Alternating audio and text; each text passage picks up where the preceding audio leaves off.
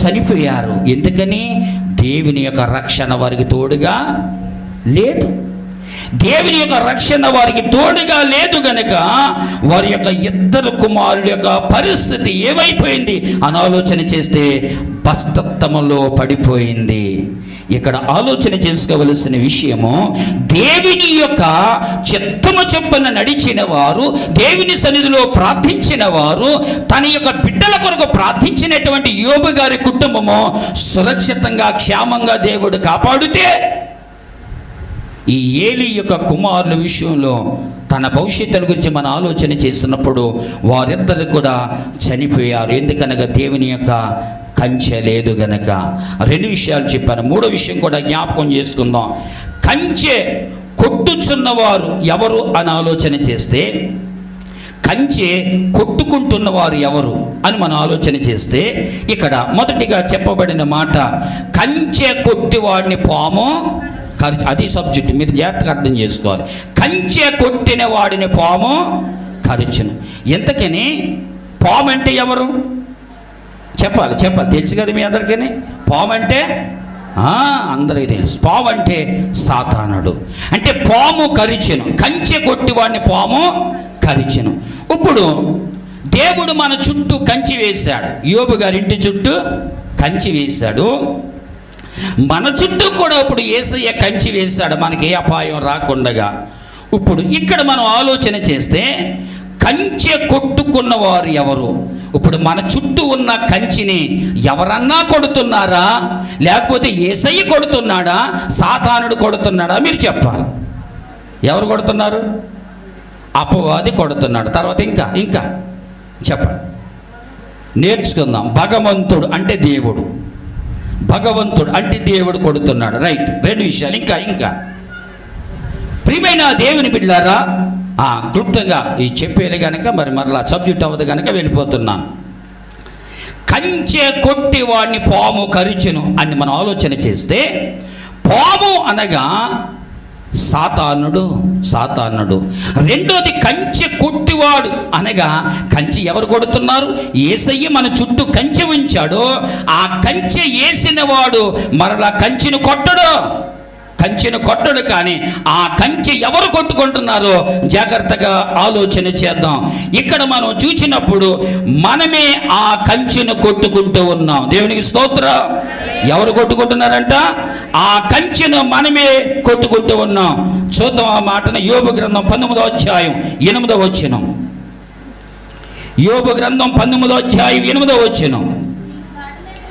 నేను దాటి లేకుండా ఆయన నా మార్గమునకు కంచె వేసి ఉన్నాడు, నా త్రోవలను ఆయన నా ఘనతను కొట్టివేసి ఉన్నాడు. ప్రియమైన దేవుని బిడ్డలు, ఇక్కడ ఆలోచన చేస్తే దేవుడు నీకు ఒక కాపుదలనిచ్చాడు, దేవుడు నీకు ఒక రక్షణని ఇచ్చాడు, దేవుడు నీ చుట్టూ ఒక కంచెను ఉంచాడు. కంచె వేసిన వాడు కంచె తీసివేయుడు ఎప్పుడూ కూడా, కాపాడేవాడు నీకు ఆపద కలగనివాడు ఎప్పుడూ కూడా, నిన్ను రక్షించేవాడు నీకు నష్టం కలగనివాడు ఎప్పుడూ కూడా, నిన్ను భద్రముగా కాపాడేవాడు నిన్ను నిందల పాలు చేయనిచ్చేవాడు కాదు. దీనికి అర్థం ఏంటని మనం ఆలోచన చేసినప్పుడు, ఈ పరిశుద్ధ గ్రంథములో చెప్పబడినటువంటి మాట, ఈ యేసన్న కంచెను కొట్టుకున్నవాడు ఎవరని ఆలోచన చేస్తే, పరిశుద్ధ గ్రంథములో 3 భక్తులు మీకు జ్ఞాపకం చేస్తాను. మొట్టమొదటిగా జ్ఞాపకం చేస్తాను భక్తుడైనటువంటి సమూయేలు. రెండో విషయాన్ని మీకు జ్ఞాపకం చేస్తూ ఉన్నాను, భక్తుడైనటువంటి సంసోను. మూడో విషయాన్ని మీకు జ్ఞాపకం చేస్తూ ఉన్నాను, భక్తుడైనటువంటి యోహాను గారు. ఈ 3 జీవితాలు మనము చూచినప్పుడు దేవుడు ఒక ప్రత్యేకమైనటువంటి సమయంలో వారికి గర్భాలిచ్చి తల్లులకు వీళ్లను భక్తులుగా తీర్చిదిద్దారు. భక్తులుగా తీర్చిదిద్దిన తర్వాత భక్తుడైన యోహాను గారు చూచినప్పుడు ఆయన దేవుని కొరకు మరణించడం జరిగింది. అలాగే నేను సమూయేలు కొరకు ఆలోచన చేసినప్పుడు సమూయేలు దేవుని యొక్క చిత్తాన్ని నెరవేర్చి దేవుని కొరకు ఒక గొప్ప ప్రవక్తగా వాడబడిన తర్వాత ఆయన మరణించడం జరిగింది. అయితే దేవుడు నాజీరు చేయబడినటువంటి ఒక భక్తుడైనటువంటి సంసోను గురించి చెప్పినప్పుడు సంసోనికి బలం ఇచ్చిన వారు ఎవరెంతకని? సంసోనికి బలం ఇచ్చిన వాళ్ళు ఎవరు? దేవుడు ఇచ్చాడు. సంసోను పుట్టించిన వారు ఎవరెంతకని? దేవుడు పుట్టించాడు. ఎవరి కొరకు పుట్టించాడు? ఎందుకు అంత బలాన్ని ఇచ్చాడు? ఎందుకు సంసోను చుట్టూ ఆయన కంచెను ఉంచాడు అని ఆలోచన చేస్తే ఇశ్రాయేలు ప్రజలను రక్షించడానికి, ఇశ్రాయేలు ప్రజలను కాపాడడానికి, ఇశ్రాయేలు ప్రజలను దేవుని యొద్దకు నడిపించడానికి సంసోన్ని దేవుడు జ్ఞాపకం చేసుకుని ఎంతో బలమును అనుగ్రహించాడు. సంసోను గారు చుట్టూ దేవుని యొక్క కంచెను ఉంచాడు గనక అతడు ఎంతమంది మీదకి యుద్ధానికి వెళ్ళినప్పటికీ కూడా దేవుని యొక్క కంచె సంసోను గారికి తోడుగా ఉంది గనక ఆయన ఎక్కడికి వెళ్ళినా యుద్ధవీరుడిగా గెలిచి వస్తూ ఉన్నాడు. కానీ దేవుడు యేసన్న కంచెని తీసివేయడానికి నా బలం అనుకుంటున్నాడు, నా శక్తి అనుకుంటున్నాడు, నా జ్ఞానం అనుకుంటున్నాడు. నేను వలన ఈ పాట పాడుతున్నాను అనుకుంటారు మనలో కొంతమంది. నేను మూలని ఈ వాక్యాన్ని చదువుతున్నాను అనుకుంటారు మీలో కొంతమంది. నేను మూలని ప్రార్థన చేస్తున్నాను అనుకుంటారు మీలో కొంతమంది. నేను మూలని ఈ పరిచర్య చేస్తున్నాను అనుకుంటారు కొంతమంది. అలాగనుకుంటే నీ కంచెను నీవే కొట్టుకుంటున్నావు, నీ రక్షణ నువ్వే పోగొట్టుకుంటూ ఉన్నావు. సంసోను చుట్టూ దేవుడు యేసయ్య కంచె ఉంచినప్పుడు 1000 మంది యుద్ధానికి వచ్చినప్పుడు 1000 మందిని కూడా కొట్టాడా లేదా? కొట్టాడు. 1000 మంది మీద గెలిచాడు. 300 నక్కలను ఏమండి ఆ యొక్క తగలబెట్టించాడు. 300 నక్కలకు తోకలకు ఆయనకు అగ్నిని కట్టి గోధుమ చీరలన్నీ. అంటే ఎంత బలవంతుడు, ఎంత జ్ఞాని. తన కంచిని పోగొట్టుకోవడానికి గల కారణం ఏంటంటే అతడు కంటు చూపు ద్వారా ఏమండి చేయరాని నేరాన్ని చేశాడు. దేవునికి ఇష్టం లేని కార్యాన్ని చేశాడు. దేవునికి ఇష్టం లేనటువంటి పని చేశాడు గనక అతడు చుట్టూ ఉన్న కంచెను అతడే తీసుకోవడం జరిగింది. దేవునికి స్తోత్రం, హల్లెలూయా. దేవుడు నీకు బలాన్ని ఇచ్చాడు, దేవుడు నీకు జ్ఞానాన్ని ఇచ్చాడు, దేవుడు నీకు ఒక గొప్ప విద్యని ఇచ్చాడు. దేవుడు నీకు ఇచ్చిన విద్యని కానీ, జ్ఞానాన్ని కానీ, బలాన్ని కానీ మరిచిపోయి దేవుడు లేదు, దెయ్యం లేదనే మాట నువ్వు అనడానికి వీలు లేదు. నన్ను సృష్టించిన దేవుడు ఉన్నాడు, నన్ను నడిపిస్తున్న దేవుడు ఉన్నాడు, నాకు కాపుదలగా ఉన్న దేవుడు నాకు తోడుగా ఉన్నాడు. అందుకనే నేను బ్రతికి బట్ట కడుతూ ఉన్నాను అని ఆలోచన చేయాలి. ప్రియమైన దేవుని బిడ్డలారా,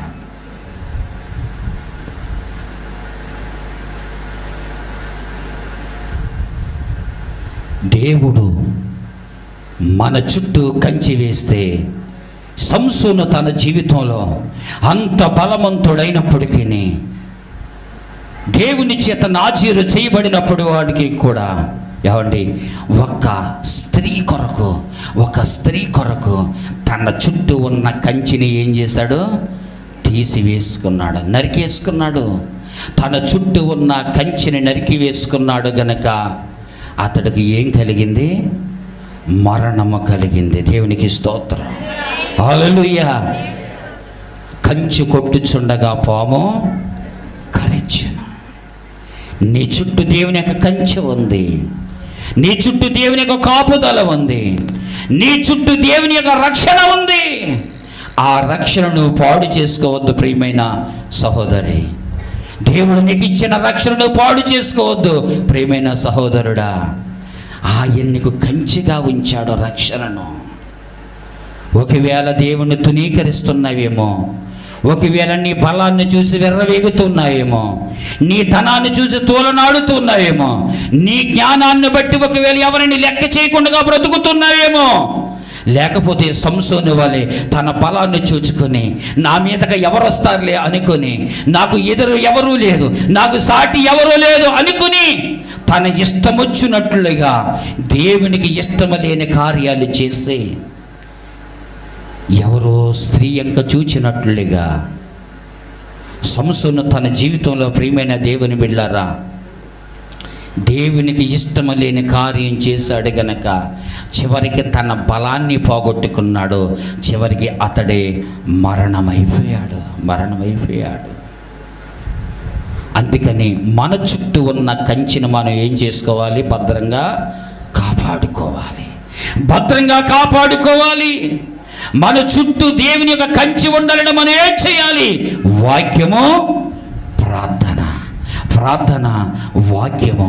ఈ వాక్యము, ప్రార్థన వాక్యము నీ జీవితంలో ఉంటే యోబు గారు అర్పించినట్లుగా నీ బిడ్డల కొరకు నువ్వు ప్రార్థన చేయగలిగితే దేవుని యొక్క అభిషేకము నీ మీదే కాదు, నీ బిడ్డల మీద కూడా వచ్చి యోబు గారి కుటుంబాన్ని కాపాడినట్లుగా దేవుడు మన కుటుంబాన్ని కూడా కాపాడుతాడు. దేవునికి మహిమ కలుగునుగాక. హల్లెలూయా. ఈరోజు ప్రియమైన దేవుని బిడ్డలారా, నీ చేతిలోని ఒక సెల్ ఫోను, నీ పిల్లల చేతిలోని ఒక సెల్ ఫోను, ప్రార్థన చేయడానికి సమయం లేదు కానీ సెల్ చూడడానికి గంటలు సమయాన్ని అర్పిస్తూ ఉన్నావు. అసలు ప్రార్థన ఎప్పుడు చేస్తున్నావు? నీ కొరకు నువ్వు ప్రార్థన చేసుకోవడానికే సమయం సరిపోతలేదే. నీ పిల్లల కొరకు నువ్వు ఎప్పుడు ప్రార్థన చేస్తావు? నీ కుటుంబం కొరకు నువ్వు ఎప్పుడు ప్రార్థన చేస్తావు?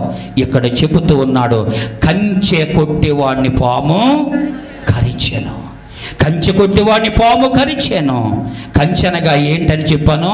వాక్యము, ప్రార్థన, వాక్యము. ప్రియమైన దేవుని బిడ్డలారా, యోబు గారి ఇంటి చుట్టూ దేవుడు కంచి ఉంచాడు.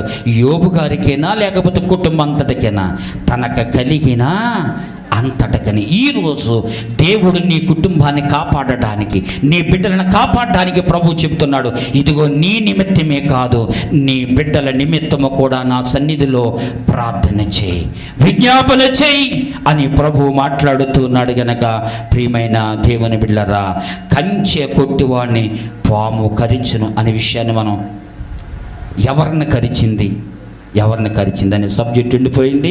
దైవజనులు మన మధ్యలోనికి వచ్చారు కనుక ప్రియమైన దేవుని బిడ్డలారా, ఈ సమయాన్ని ముగిస్తూ ఉన్నాను. మీకు మూడు విషయాలు చెప్పాను. మొదటి మాట ఏంటి?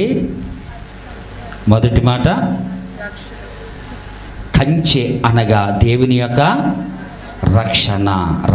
కంచె అనగా దేవుని యొక్క రక్షణ. ఆ దేవుని